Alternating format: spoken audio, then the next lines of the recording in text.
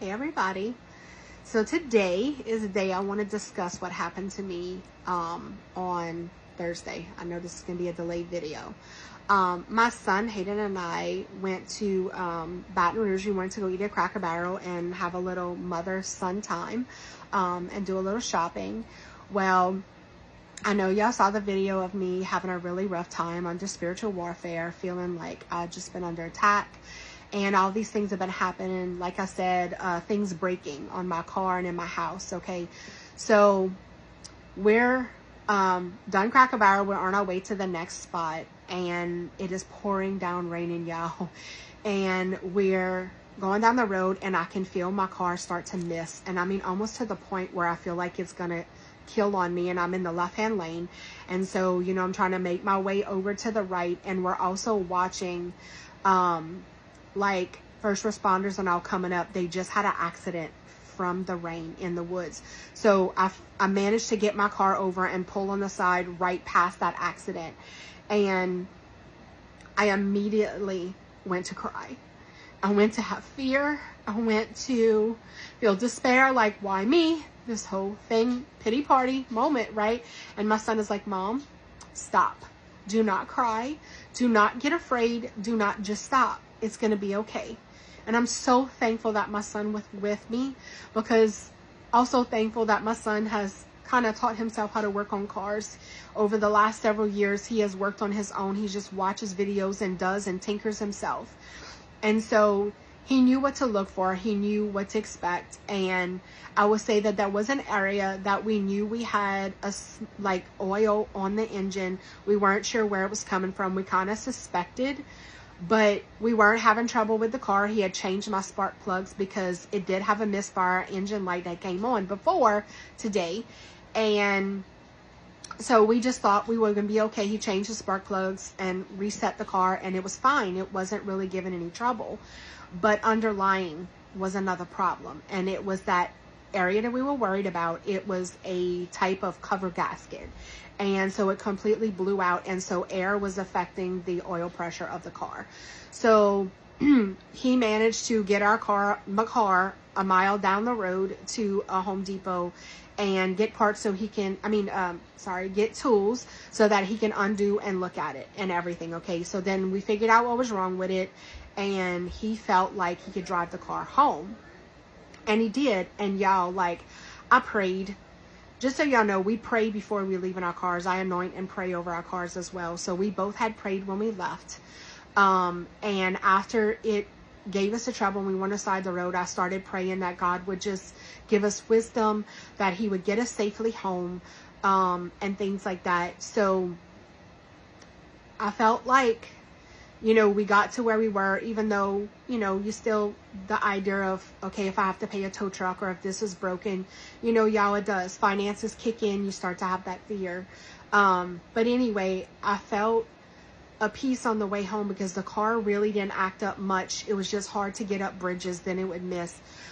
But God got us home safely, y'all. I prayed to get home safely, and he got us home safely. So then I get here, and what do? I go to eating, playing on my phone, letting everybody know I'm safe. I praised him and I thanked him, but I didn't get into the word. I didn't spend quality time really acknowledging what he did, right?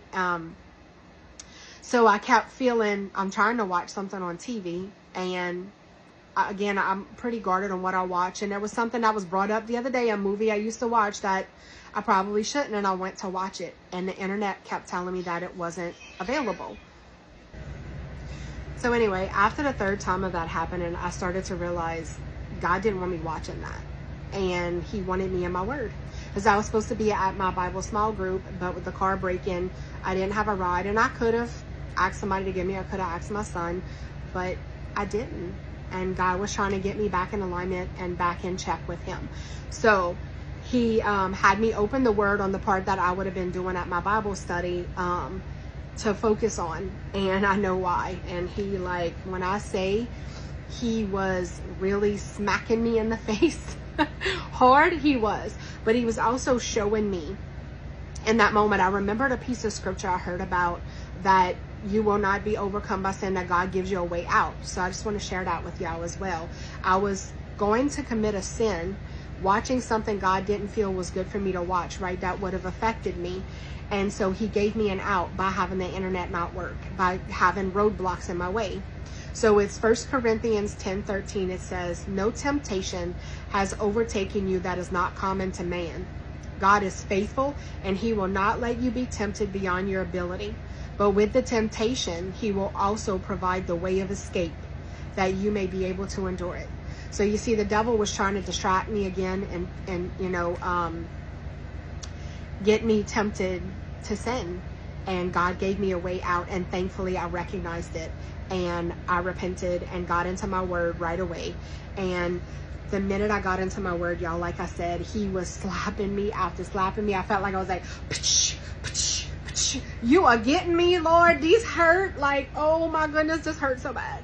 But you're right. It's true. This is the things that I do that we just don't even realize we're doing and hurting God with, y'all. So it is Numbers chapter 13 and 14, but it was really in 14 where he was getting me. So not that I'm going to read the scriptures, but I want to show y'all the questions that I got out of this, like the remarks from God, the rebuke, okay? And it was, how quickly you forgot what I brought you out of.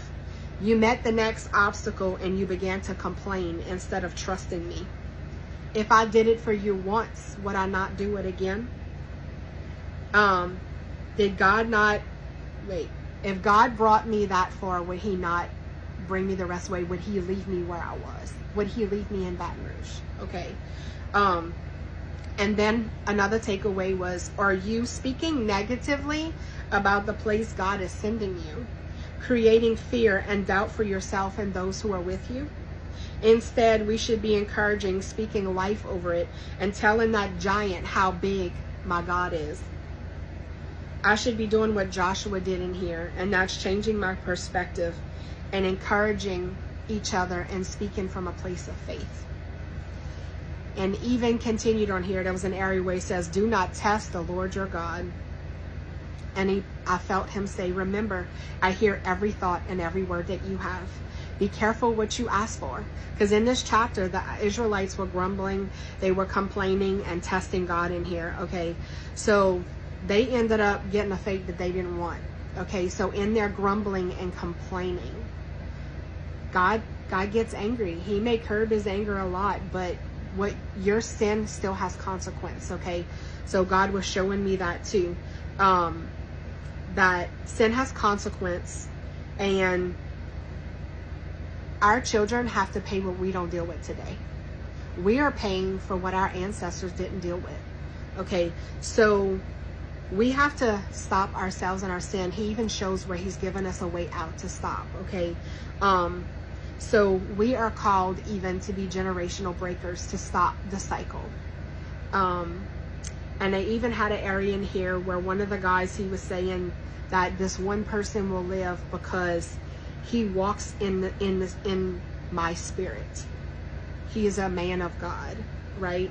So when we have the Holy Spirit with us and we're walking with God, we are held to a certain standard and we are meant to walk a certain way.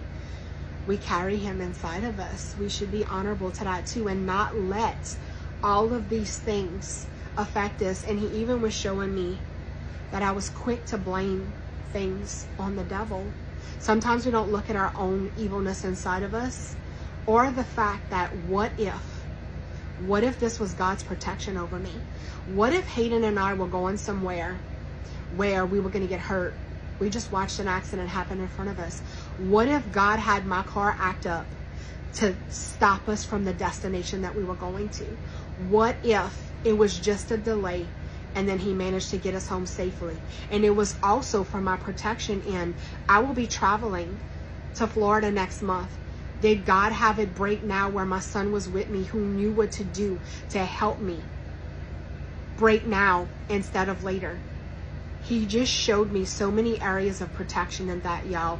And also reminding me to not feel sorry for myself and to not always lean on others. That I need to know how to do these things for myself. I get in an area where, I mean, I was taught how to work on cars and all, and now I'm at this point where I just don't want to do it. Well, guess what? If my son didn't know how to work on a car, I would be in a really bad situation, because financially, I don't have the money in hand to go and pay somebody to work on my car. So my son was able to provide what he had financially to get the parts, and then he was able to fix it, okay? Would God have worked it out? God's a provider. He would handle it all for me, but he handled it this way, right? He handled it by my son being home and my son being able to help me. We're quick to look at our circumstances and let fear kick in, y'all. Instead of looking at our God and how he is bigger than anything that we face, and that he will get us through it. He got us through everything before. He will get us through this. So I just wanted to say all of that, y'all. Like, we shouldn't always look at everything as the enemy. Sometimes we should look at God's protection, provision, and blessing upon us. And I'm going to end with a part that really hit me, and I instantly wept and went into repentance. When I was talking about the part about us being generational breakers, I felt him say, Jesus is your generational breaker. Every sin you're committing, even today against me, every one of your ancestors committed, that Jesus took it upon him for me. Y'all, that hit. God's conviction and correction, y'all, is painful, but it is necessary. It is so necessary. I need y'all to know that. Don't be upset when he corrects you. He is a good father who loves you and wants to protect you. He is showing you where you are putting yourself in harm's way. He doesn't want you to be harmed. He wants you to avoid that at all costs. He's showing you where your sin will lead you towards harm, and he's showing you, I'm giving you ways out. I'm helping you. I'm giving you signs that you're stepping into something. So next time when you have something going on, a circumstance that just feels like this big mountain in your way, or this giant that you're facing, stop, take a pause, take a breath, and ask God, how do I defeat this giant? I know that you've helped me defeat one before. How are you going to help me defeat this giant? What do I need to do in this situation? God, just guide me in the steps I trust you, God, because you've done it for me before. You'll do it again. Change your perspective. He was reminding me to get back into my perspective shift and seeing things the way he wants me to see them. So I hope this encourages someone today who feels like they're in a situation, or they're just going things the way they feel like they're just being beat down. Have encouragement and know that God already sees. He's already working out. He loves you, and he's not going to leave or forsake you, and he's going to give you an out, and he's going to guide you. You just have to trust him, and you have to go to him. So I hope this blesses y'all today, and that y'all have a blessed day. I will be back with another video soon. Goodbye.